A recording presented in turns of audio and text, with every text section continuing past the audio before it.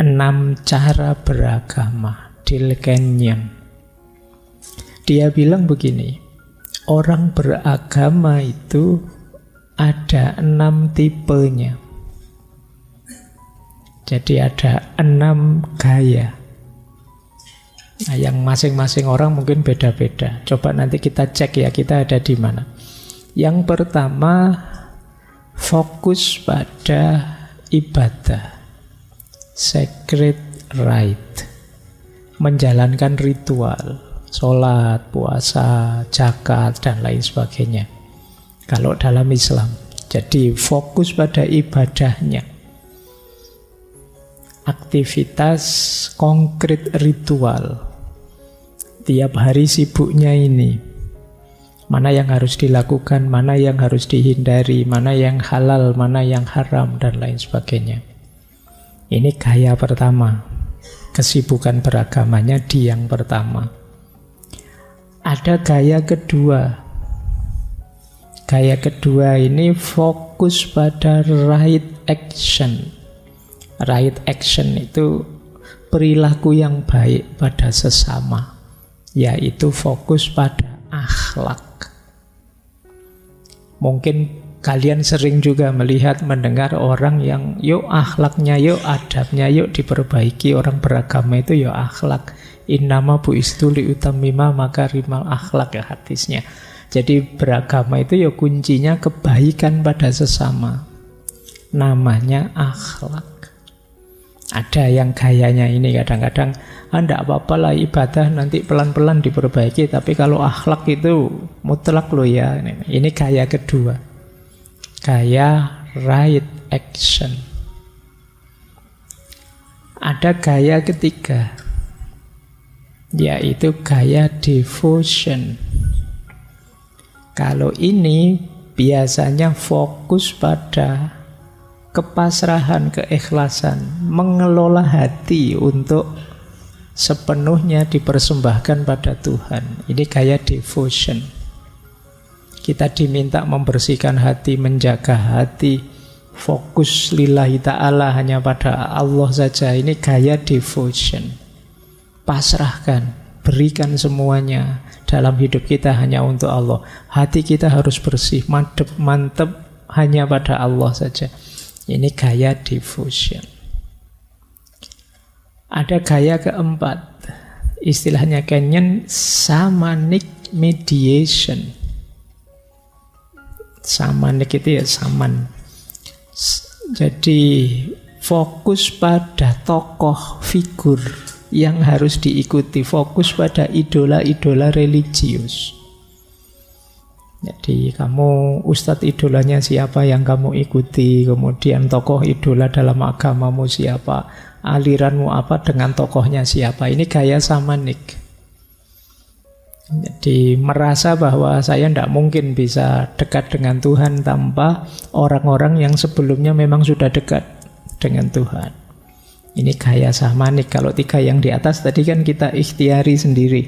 Kalau yang keempat ini kita bermediasi dengan tokoh-tokoh agama.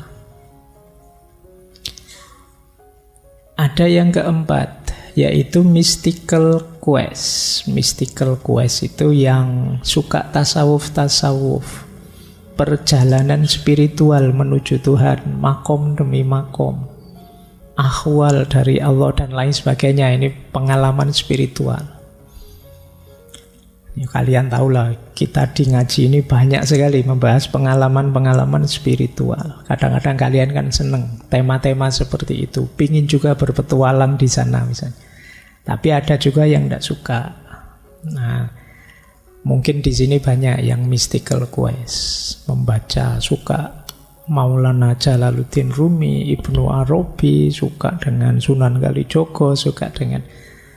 Nah, ini mystical quest, senang mencari pengalaman mistik berhubungan langsung dengan Tuhan. Ya meskipun banyak juga yang hanya senang mendengar dan membacanya saja, tapi belum jalan. Kalau ini masih belum. Mystical quest itu ya memang jalan, kalian tirakatan beneran. Kalian ya melakukan amalan-amalan mencari pengalaman mistik sendiri. Ini mystical quest. Yang keenam, resonate inquiry. Resonate inquiry itu senang memahami agama secara rasional, mengejar makna-makna intelektualnya. Baca buku, diskusi, kajian, dialog, debat, dan lain sebagainya. Ini namanya resonate inquiry. Ingin tahu makna rasionalnya, ingin tahu rasionalisasinya. Ini gaya keenam. Gaya keenam ini nanti cocok kalau disambungkan dengan filsafat. Gaya kelima lumayan.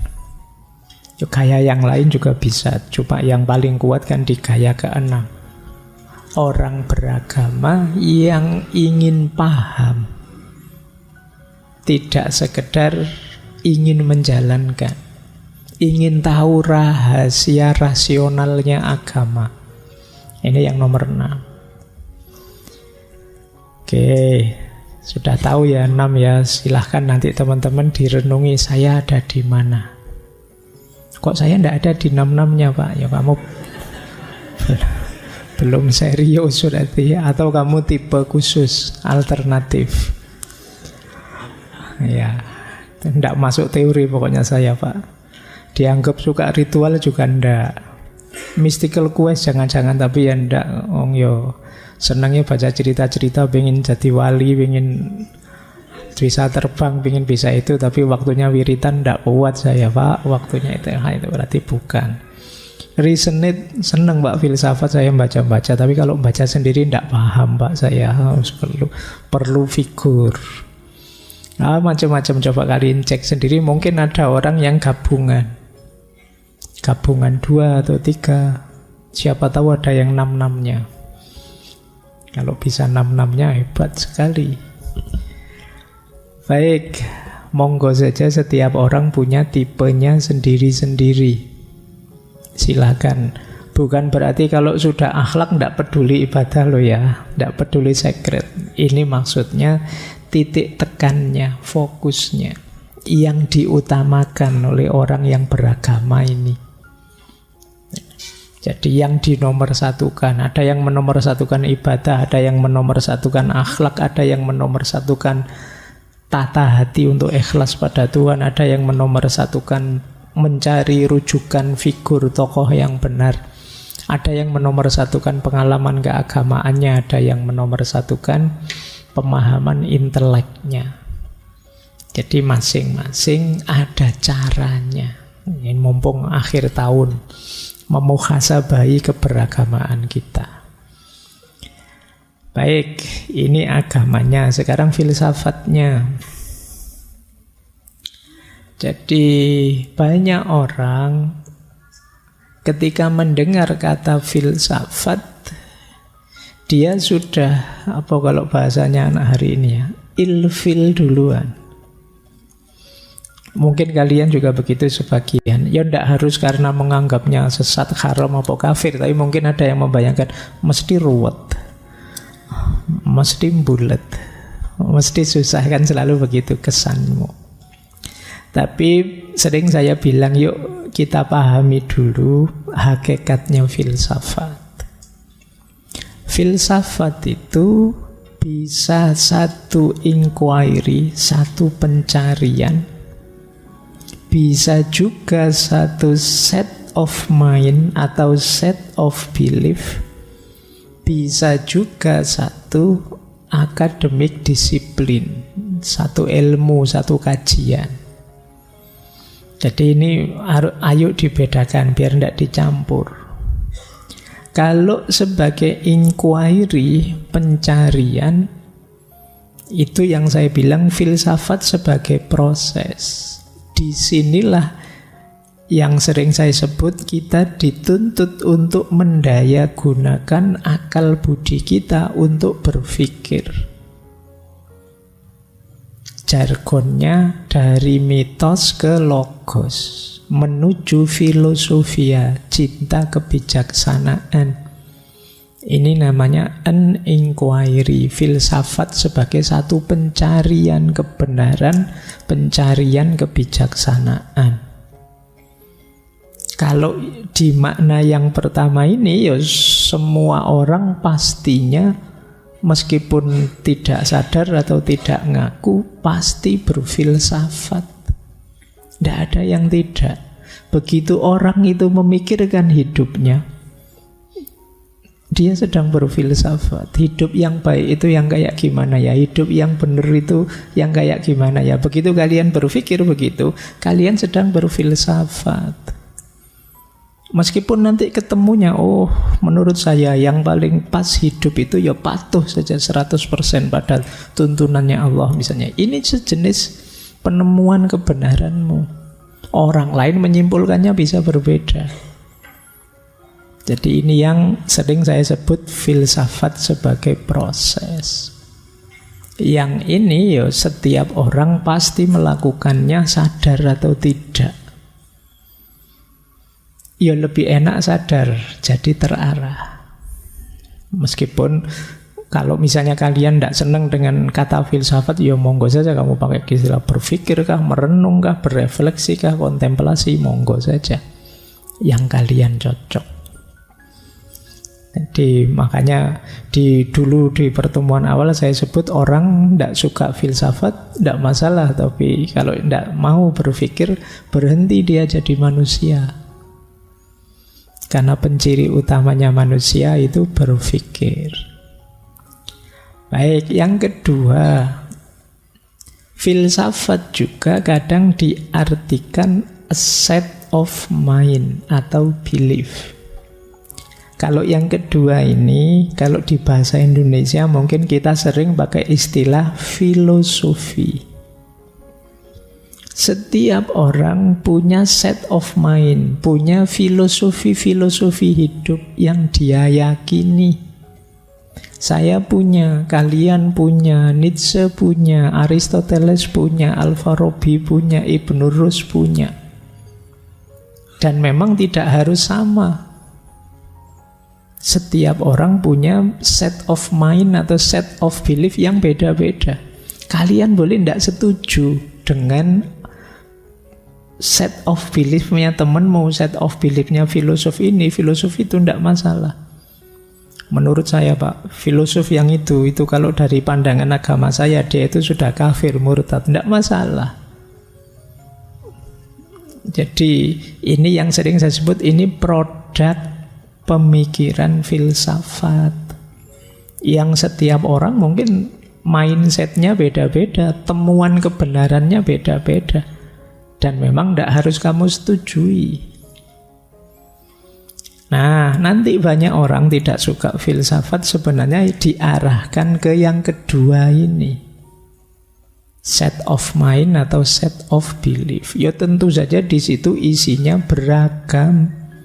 Ada yang sangat ateistik, ada yang sangat religius, bahkan banyak juga yang sangat spiritual. Kalau dikalkulasi sebenarnya jauh lebih banyak para filosof itu yang teistik dibandingkan ateistik. Kalau mau bikin kuantitatif loh, tapi kan setiap mindset ya monggo saja. Jadi kalian bahkan boleh, saya tidak setuju semuanya Pak, saya ingin mencari sendiri, monggo saja. Jadi kalau di level yang kedua ini, kalian boleh setuju, boleh tidak setuju, silahkan. Dengan mindset yang mana. Saya suka Pak kalau cocok dengan akidah saya, yang tidak cocok saya tidak suka, tidak masalah. Tapi harus fair, harus diakui juga banyak pikiran-pikiran para filosof yang nyambung, cocok, sesuai dengan akidah. Itu yang kedua.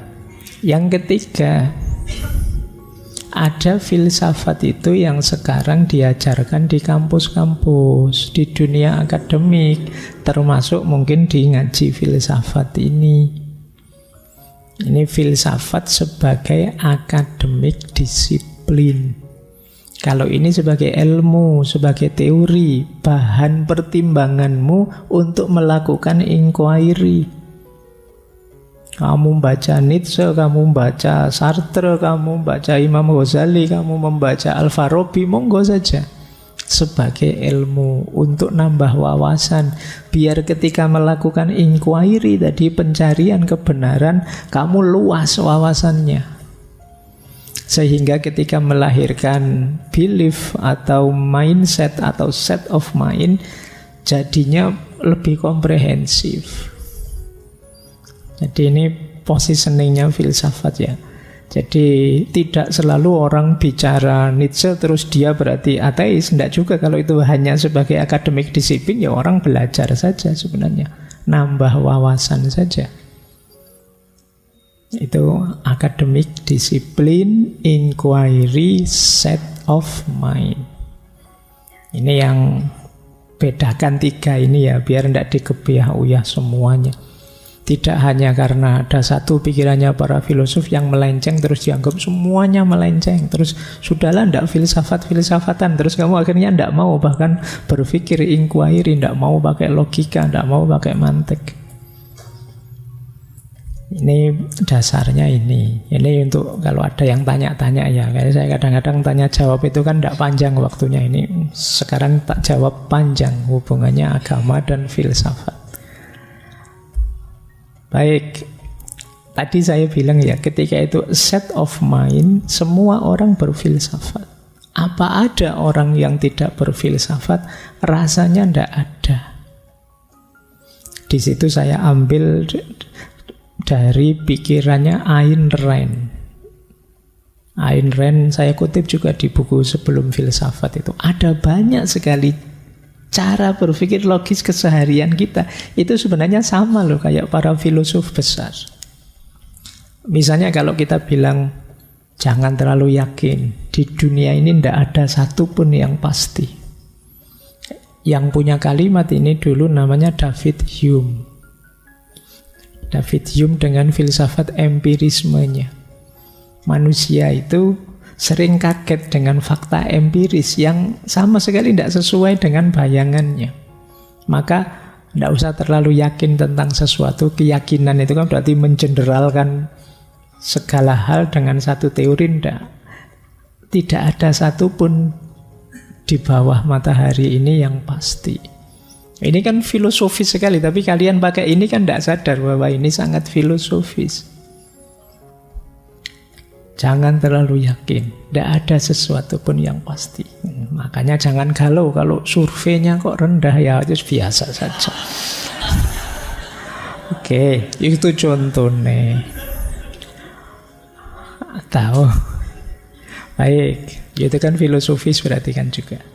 Yang kedua, Plato. Plato punya teori idea. Dia bilang begini. Kalau kalian mungkin pakai kalau teori, kenyataannya tidak akan sebagus itu. Itu persis kalimatnya Plato. Sesuatu itu ideal itu ya adanya di kepala. Dalam kenyataannya mesti ada kurangnya. Tidak pernah sempurna. Kesempurnaan itu adanya di alam ide. Maka kalau kalian bilang, ya ini mungkin bagus, tapi kan teori. Aslinya tidak akan seperfect itu. Itu Plato yang ngomong itu. Jadi kalau kalian kemarin tidak sadar ngomong ini, sebenarnya mungkin levelmu level Plato. Ya, kamu tidak sadar saja. Baik. Nah, atau kalian pakai kalimat ini. Kalau ini Agustinus Santo. Itu buruk dilakukan, tapi kan kita ini manusia, tidak ada orang yang sempurna. Kita kan sering juga bilang kalau kita sedang salah apa gitu kan, kita alasannya ya kita manusia biasa Pak, tidak ada orang yang sempurna. Agustinus yang bilang itu. Atau William James pragmatis. Di antara jargonnya dia ya mungkin itu benar bagimu, tapi tidak bagiku. Ya mungkin cocok bagimu, tapi bagi saya beda lah. Kan tiap orang bisa beda-beda. Nah, itu William James. Atau Immanuel Kant. Kalian mungkin sering seperti Immanuel Kant. Aku tidak bisa menjelaskannya, aku tidak bisa membuktikannya, tapi rasanya kok itu benar. Nah, Kamu kan sering begitu loh. Yang punya teori ini Immanuel Kant. Kamu kan sering ada di situasi yang gimana ya menjelaskannya, tapi menurut saya yang benar yang itu. Membuktikannya gimana saya tidak tahu, tapi aku merasa itu benar. Atau kadang-kadang kalian sudah terlanjur ngamuk, pingin marah, sudahlah, pukul dulu saja, mikir belakangan. Ada John Dewey bilang tindakan dulu, dipikir belakangan, sudah nanti saja mikir. Kesuwen mikir kita tidak jalan-jalan. Jalan saja dulu, eksekusi dulu, nanti sambil jalan dievaluasi kalau ada yang kurang. Itu John Dewey. Jadi sehari-hari itu kita sebenarnya banyak wawasan-wawasan filosofis. Atau Hegel. Kalau Hegel ya dia terkenal dengan filsafat sejarahnya. Kalau kalian bilang begini, yo ide itu mungkin kemarin benar, tapi kan sekarang beda. Bukan hari ini, itu Hegel. Nah, kalian boleh sekarang seneng orang itu nyari jejak digitalnya di masa lalu. Kemudian dipampangkan, lo dulu ngomong apa, sekarang ngomong apa. Iya dulu dan sekarang jangan dibandingkan, kata Hegel. Jadi kalau kita membanding-bandingkan dulu dan sekarang, ya kita akan capek. Karena ya tentu saja orang itu berubah, situasi berubah. Tidak ada orang yang bisa 100% konsisten gitu terus ya. Setiap orang berubah pasti. Ini salah satu ilustrasi ya teman-teman bahwa setiap hari kita sebenarnya mungkin berfilsafat, cuma tidak pernah mikir sampai sedalam mereka saja.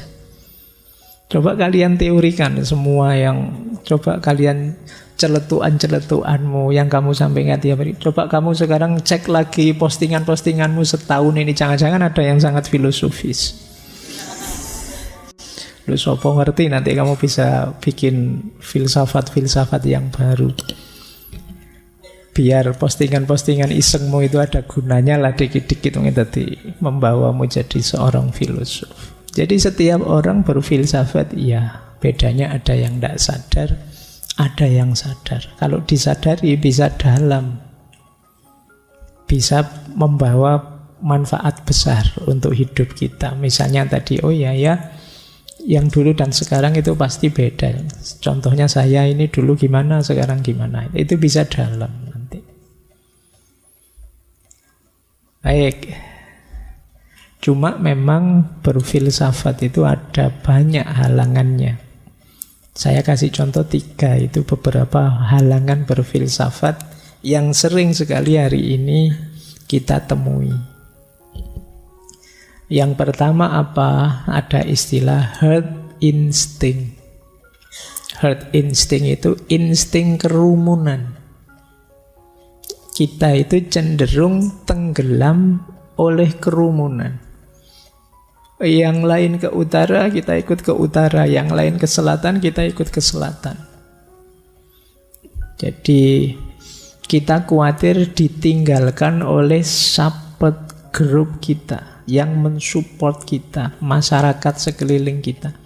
Akhirnya kita lebih milih mengalir saja, ikut yang lain. Nah ini membuat orang jadi tidak kritis. Jadi yang lain ikut ngaji filsafat, ikut juga ngaji filsafat. Ditanya kenapa kok ikut, tidak tahu, asik aja. Ini jenis herd instinct namanya. Jadi insting kerumunan, ya karena manusia itu makhluk sosial. Dia khawatir kalau ditinggalkan circle-nya. Padahal circle-nya tidak selalu benar. Nah, filsafat kan menyuruh kritis. Yuk, jangan ikut saja. Ya kalau memang kelompokmu bagus, baik, benar, ikuti. Kalau tidak, ya tinggalkan saja, tidak usah ikut. Tapi kan kita takut loh, kalau saya ditinggalkan mereka, gawat Pak, saya kan tidak bisa hidup sendiri. Ini tantangan bagi filsafat. Yang kedua, yang sering menghalangi kita berfilsafat itu partisan mindset. Cara berpikir partisan. Kelompokku dan kelompokmu. Kita dan mereka. Minna wa minhum. Biasanya partisan mindset itu kan dilanjutkan berpikir hitam putih. Aku yang pasti benar, mereka yang pasti salah. Aku yang pasti baik, mereka yang pasti buruk. Aku yang pasti hebat, mereka yang pasti tidak hebat. Ini yang dimaksud mental partisan, mindset partisan. Jadi isinya adalah we are right, they are wrong. Mentalitas us and them, kita dan mereka. Kita seringkali pakai logik ini, circle kita atau circle mereka, kelompok kita atau kelompok mereka, pilihan kita atau pilihan mereka. Nah, itu partisan mindset. Karena saya sudah terlanjur meleh, sudah terlanjur berkubu, yo mati-matian harus saya bela kubu saya. Nah, baik atau benar tetap harus saya bela, salah pun saya bela. Ini namanya partisan mindset. Tentu saja jadi tidak kritis. Kemudian yang ketiga, gandengannya partisan mindset itu arogan mindset. Arogan mindset itu nganggap diriku penting, nganggap diriku lebih hebat dari yang lain, aku lebih pintar dari yang lain. Kita ingin menunjukkan diri kita selalu benar. Kita tidak mau disebut tidak tahu, tidak paham, atau salah. Karena aku ini hebat. Begitu terbukti salah, kita ngeyel. Cari-cari alasan biar tetap benar. Yo nanti paling mentoknya, saya kan juga manusia biasa, bisa salah. Ini mesti, pokoknya orang iso salah pokoknya. Aku harus selalu hebat. Ini namanya arogan mindset. Makanya pernah saya bilang justru orang yang suka ngeyel dia harus selalu benar, malah bukan cirinya filsafat.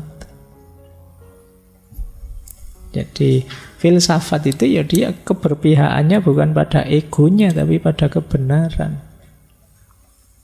Meskipun sebenarnya tidak cocok sama saya, bukan selera saya, tapi kalau benar ya saya akui kamu benar. Nanti banyak orang yang arogan. Ya mungkin ada juga yang arogan mindset atas nama filsafat. Wah, saya sudah ikut ngaji filsafat sudah ratusan sesi, mosok dikalahkan debat sama anak kecil gini, enggak usah lah. Terus kamu ngeyel, enggak bisa dikalahkan. Ini namanya arogan mindset. Jadi, yo kalau ada kalian 3 halangan ini biasanya ya sulit memang untuk berfilsafat.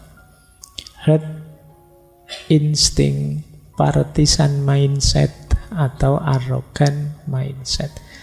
Orang yang arogan, partisan, dan tenggelam dalam kerumunan susah untuk berfilsafat.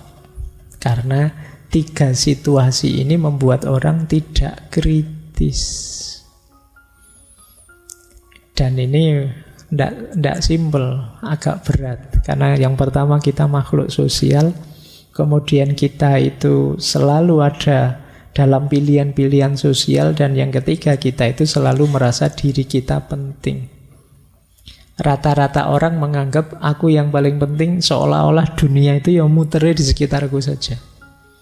Banyak orang berpikirnya begitu. Seolah-olah kalau saya tidur, dunia ikut tidur. Kalau saya bangun, dunia baru bangun lagi. Banyak orang merasa dirinya sehebat itu.